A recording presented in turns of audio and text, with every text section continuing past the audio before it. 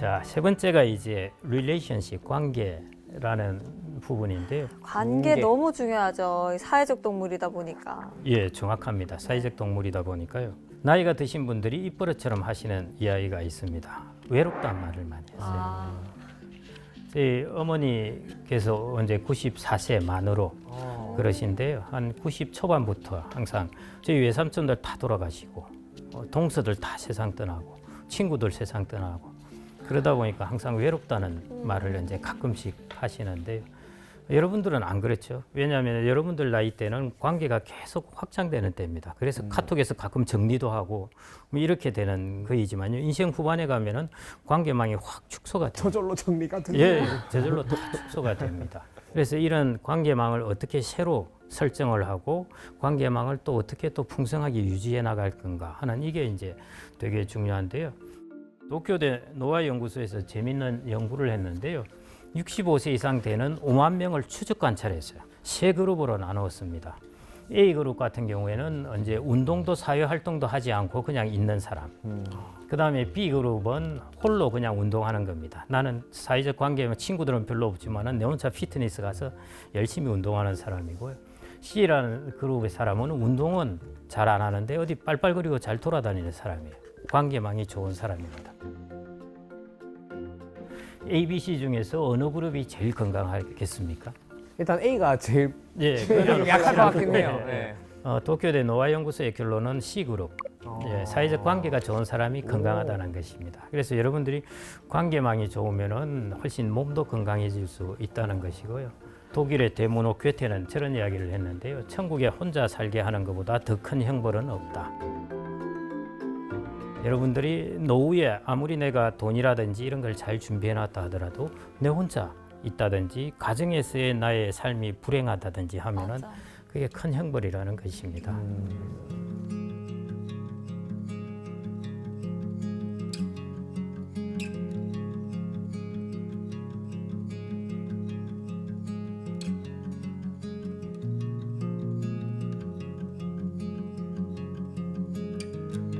그래서 이제 부부의 관계망 혹은 이제 은퇴한 부부들에 있어서 부부의 관계가 어떤가 이런 부분을 좀 말씀드리고자 하는데요.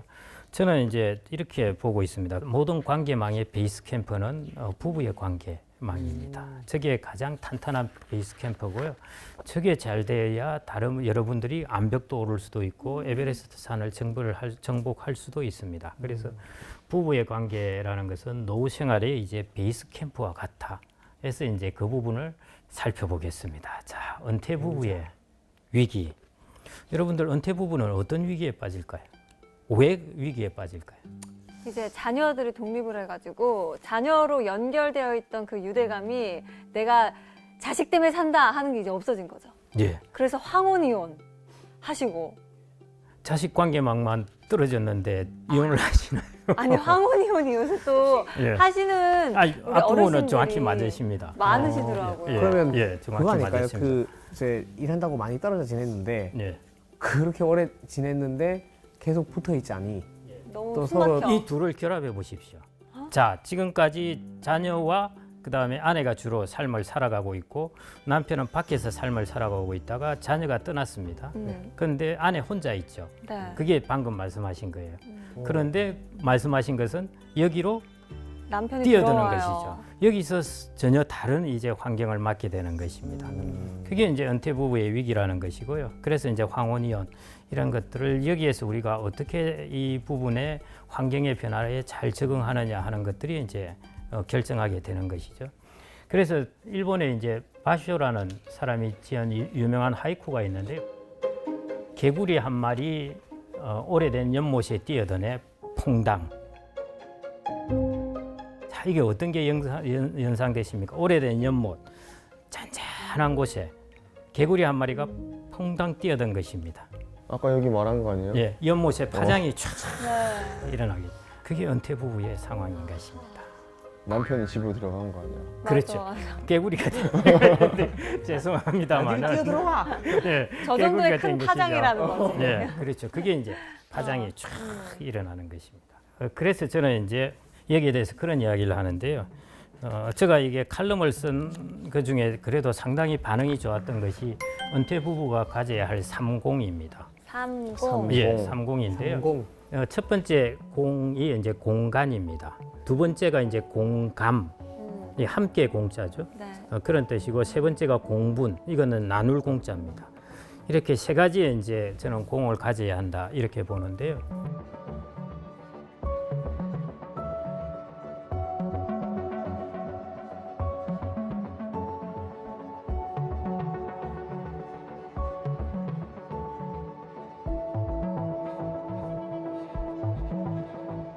자, 첫 번째 공간이라는 것은 무엇일까 하는 것이죠.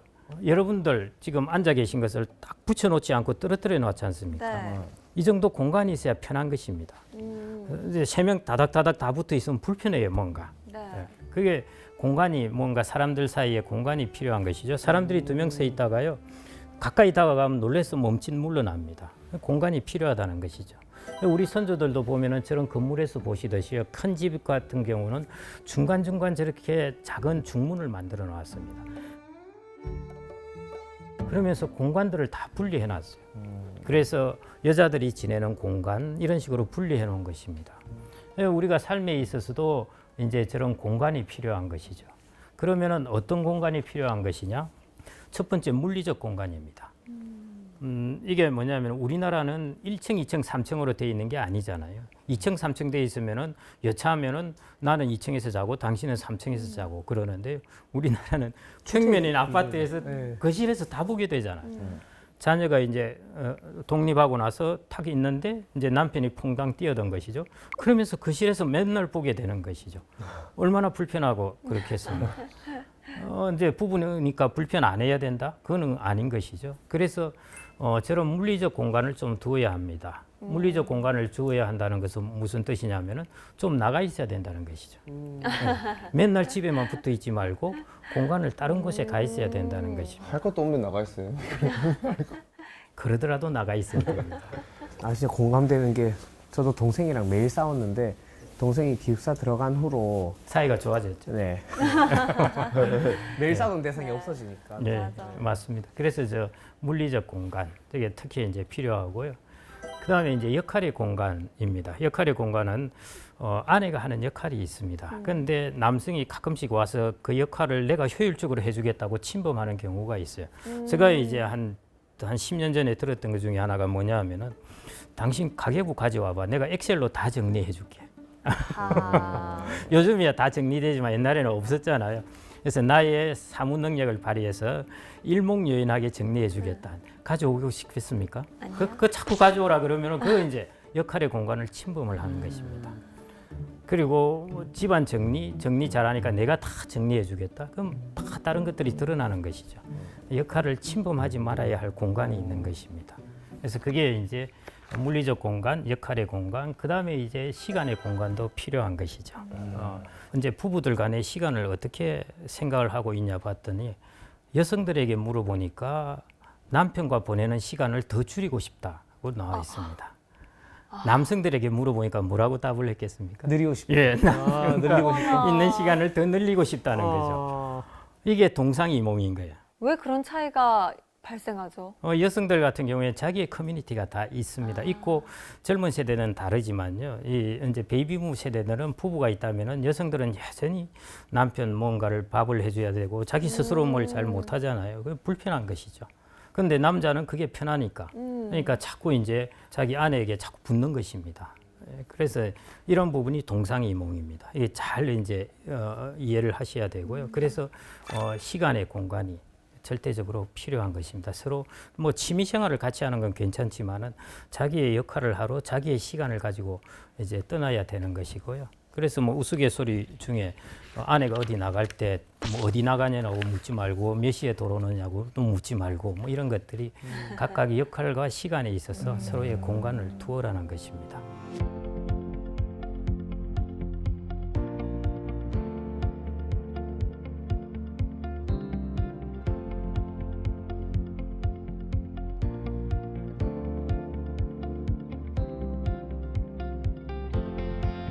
이제 두 번째가 공감입니다. 자, 이게 제가 이제 부부의 깊은 슬픔을 이해해야 된다 이런 말을 했는데요. 이게 도대체 무슨 뜻일까 하는데 여러분들이 공감이라고 그러면은 영어로 하면은 주로 sympathy 이 단어를 씁니다. sympathy라는 것은 나의 감정을 갖게 한다는 것이죠. 근데 저 공감은 compassion입니다.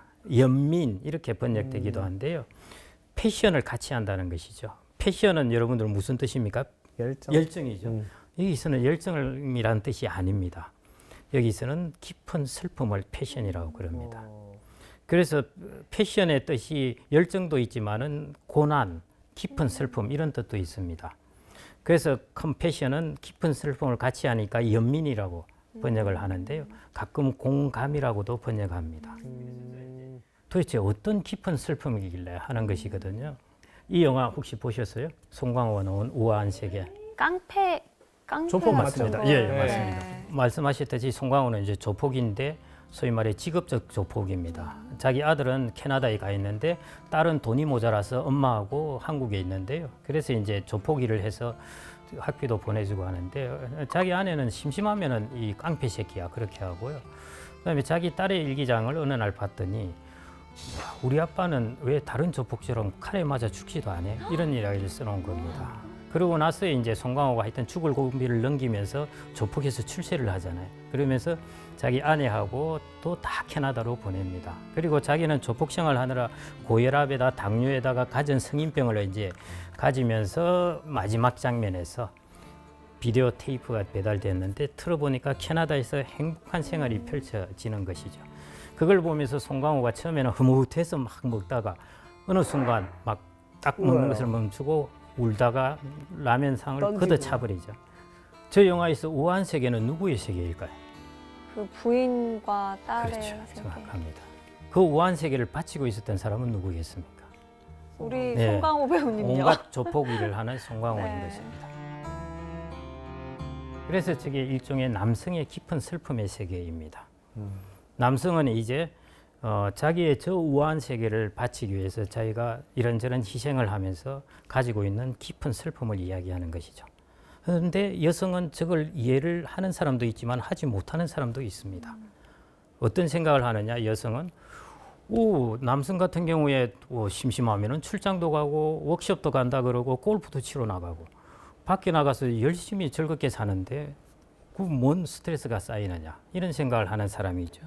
여성이 남편이 들어왔을 때 당신 한 게 뭐 있다고 밖에 나가서 이때 동안 잘 놀다가 들어와 가지고 집에 들어와서 한 게 뭐 있다고 이렇게 하면은 남성은 동굴로 들어가 버려요. 에이 하고 그냥 말을 안 해요. 네. 그때부터 침묵을 하고 자기 세계 속으로 들어가 버립니다. 입국 딱 이게 여성과 남성의 큰 차이 중에 하나인데요. 여성은 터뜨려 버려요. 그래서 막 말을 하고 그러는데요. 남성은 그렇게 되면 입을 딱 닫아 버리고 자기의 동굴 속으로 들어가 버립니다. 어쨌거나 절대 서로에게 하면 안 될 말이네요. 그렇죠. 네. 한쪽이 터지든지 한쪽이 동굴 속으로 들어가든지 여하튼 거기서 이제 문제가 생긴다는 것이죠. 그럼 사실은 상대방이 가진 깊은 기쁨이야 나누지 않아도 그 사람은 충분해요. 그런데 깊은 슬픔은 상대방이 그래도 어느 정도 이해를 하고 나누어야 이것들이 되는데요. 더욱이 안 좋은 것은 그 깊은 슬픔을 모르고 건드리는 것입니다.